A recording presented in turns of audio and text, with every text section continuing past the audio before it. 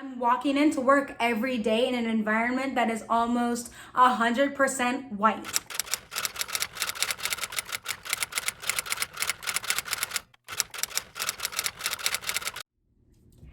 Hey guys, welcome back to my channel. For those of you that are new here, my name is Mariah.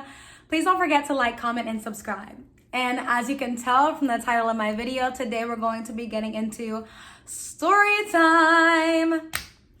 So just a little disclaimer before we get started. Everything that I'm going to tell you is from my perspective and it's my personal experience.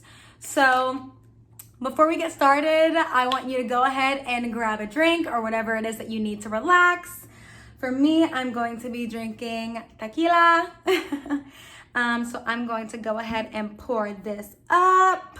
I've got my little cup right here and my square ice cube that I am loving at the moment. Go ahead and pour that up. I'm waiting for you guys to go ahead and get your drinks. And if you see me looking down, don't worry, I just wrote a few notes and a few things down just so I made sure that I'm covering everything it is that I want to talk about today. So you should have your drinks by now. To start off, I just want to give you guys a little bit of background knowledge. So this story time obviously has to deal with me losing my job. The company that I worked for, I was there for about 3 years. And I worked with little kids. I loved my kids. I still do love my kids. It was a great experience being able to come into their lives and help them with the things that I was helping them with. It just got a little overwhelming at the end there. Last year, since COVID happened, a lot of things had changed. I was invited to a minute and 30-second long meeting where I got told that my position was going to be switched and that on Monday I'd be starting a new position. I'm not gonna lie, that was very upsetting for me just because, you know, I had ties to the kids that I was working with and the families that I was working with. And so I was a little disappointed, but at the time, all I could do is roll with the punches, basically. At the end of my second year was when the pandemic hit. So I started my third year, which was this year, and then back in February is when things started to get rocky. And what changed for me was my work environment. So I was constantly moved around from place to place, and I was constantly working with new students now. So I wasn't able to build the relationships that I relied on, you know, a lot to be able to do my job. I needed those relationships and to be able to connect with my kids. A little disclosure, the kids I was working with are supposed to be underprivileged, underserved communities. So they're 98% Black children. Kids that look like me, kids that look like my siblings and my family and my friends. And so it was really important to me to be able to give them authentic and, what's the word that I'm looking for? Authentic and real, genuine connections and genuine knowledge and genuine help. I was only doing virtual learning, I guess you could say. So I was on my laptop all day from 7:45 in the morning until 3:45 at night or in the evening. And it was hard, honestly, because I'm a person that thrives off of, you know, personal interaction. And with the pandemic, for one, we couldn't do that. Wearing masks, having a social distance, it's hard to teach and it's hard to connect with somebody, especially children, when you're not, you know, within the same vicinity. If I'm seeing you over a screen all the time, it's really hard to have that genuine connection. I can't hug you. I can't, you know, hold your hand. I can't rub your back if you're having a hard time. You know, I couldn't do that. And so my work environment got very, very toxic. Take a sip.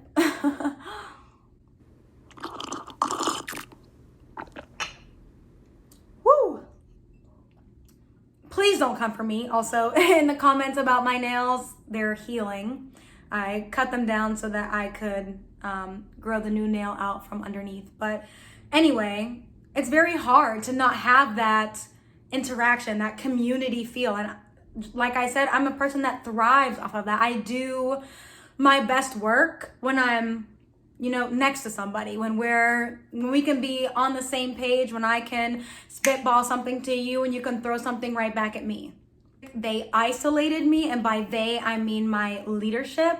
So my higher ups, my bosses, the people that oversee my work and oversee what it is that I'm doing with my kids and in the classroom, it started to get very toxic. It started to get very isolating and disrespectful and condescending and negative. It was a very negative environment. I started to suffer physically, mentally, and emotionally through everything it is that I was doing. It got to the point where not even a month later, after they had switched my position, I hated going to work. I dreaded going to work. I hated getting up in the morning. I hated going to work every single day. It started to change me as a person. It started to affect my personal life. And, for those of you that know me, I am in a relationship, and I started to bring all of those things home. I started to be very negative. I started to, talk down about myself and speak negatively about the situations and things that I was experiencing at my job. I wasn't happy when I came home. I wasn't,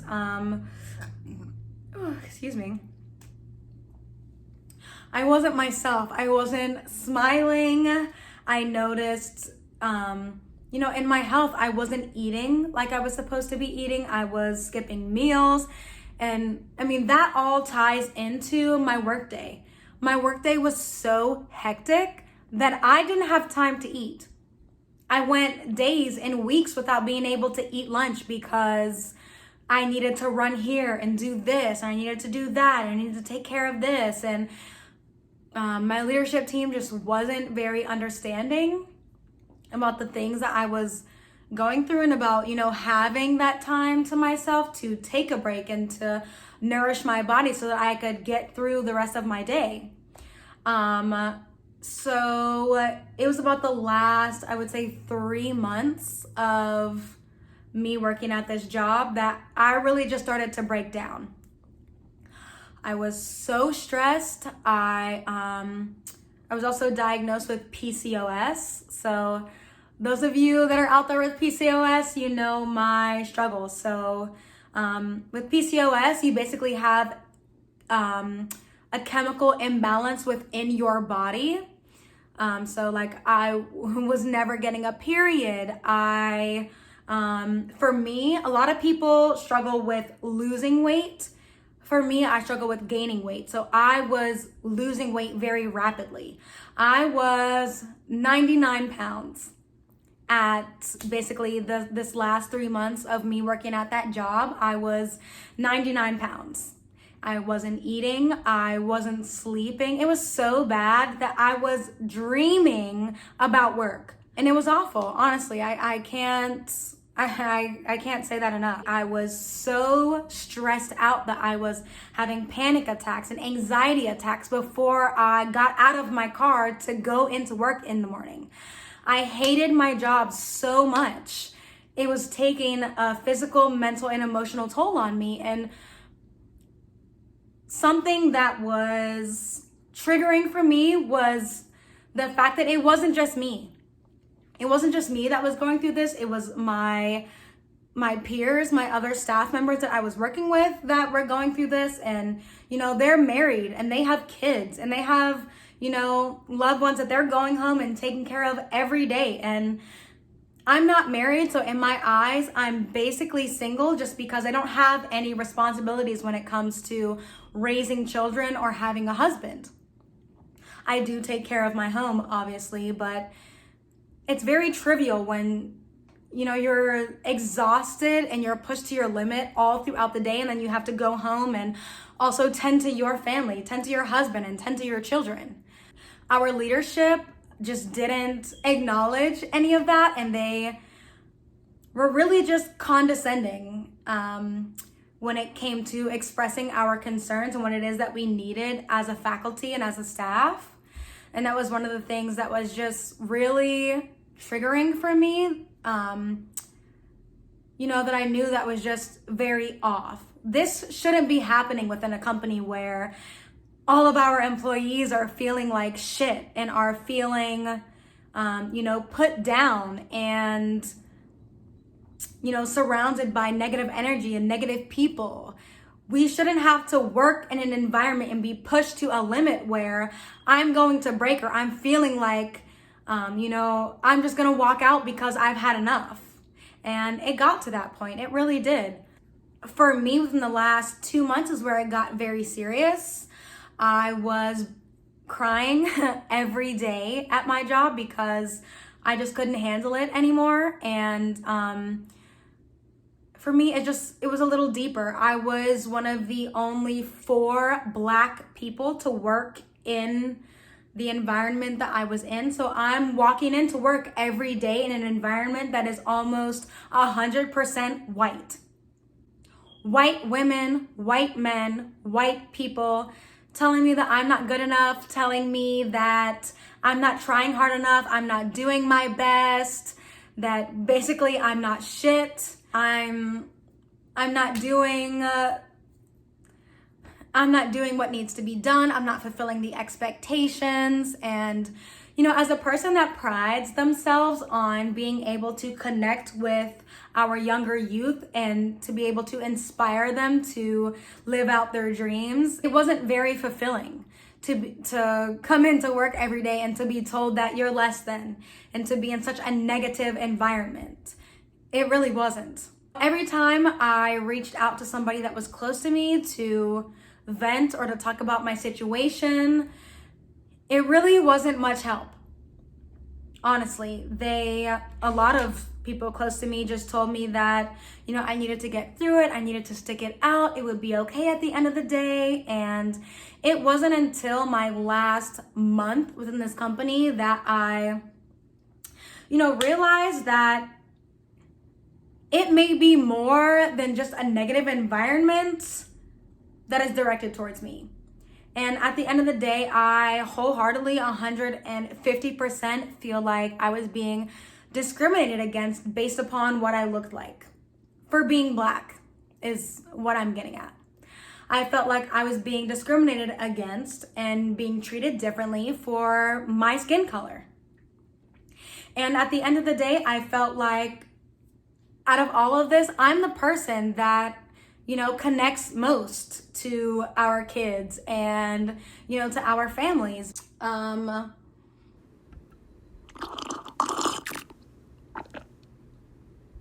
the end, I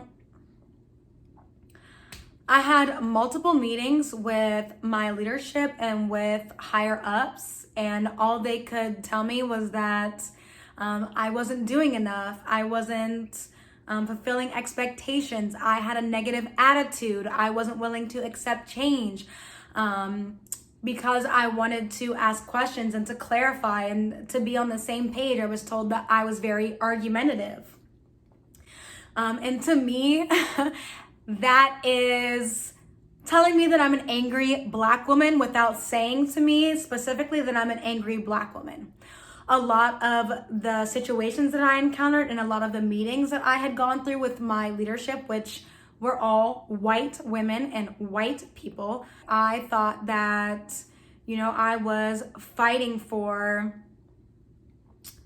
my right to have a fair and equal workplace, to be heard and to be understood. And me asking questions and me wanting to clarify was being taken as me being argumentative and me not being able to take constructive criticism without being hostile. And it really just hurts my feelings, honestly, because at the end of the day, being brainwashed with so many negative comments and racist remarks just made me feel like a failure. It made me feel like I wasn't doing my job correctly. Like I wasn't reaching my kids like I wanted to. Like I wasn't having an impact on my families and my community like I intended to have. And I say all of this to say that situations and jobs and These communities that they are trying to build are not always Black friendly. Coming from an institution and a company that literally told us with a meeting and with slides that we could dress up as our favorite Black role models. I just don't understand how you don't see, or you don't think that that's not racist. I mean, are we going to come in and dress up as our favorite Mexican role models? Are we going to come in and dress up as our favorite white role models? Are we going to come in and dress up as our favorite Asian role models? If you take it, out of that context and apply it to any other group, you automatically, you feel like something is wrong. And at the end of the day, it was a very toxic, racist, and negative environment. It wore me down as a person, my self-esteem, my emotional, mental, and physical health. They decided to not renew my contract, and I was fine with that because I wanted to quit my job for the last 6 months that I was there. And, excuse me, I stuck it out because the people that I had emotionally invested in and had come to and felt like I had a safe space with told me that I should just stick it out, that I should just deal with it. And now looking back on those situations, not all of those situations needed to be stuck out. I'm okay with what happened. I'm okay with what happened because every point, every turn, every step that I took, I stood up for myself.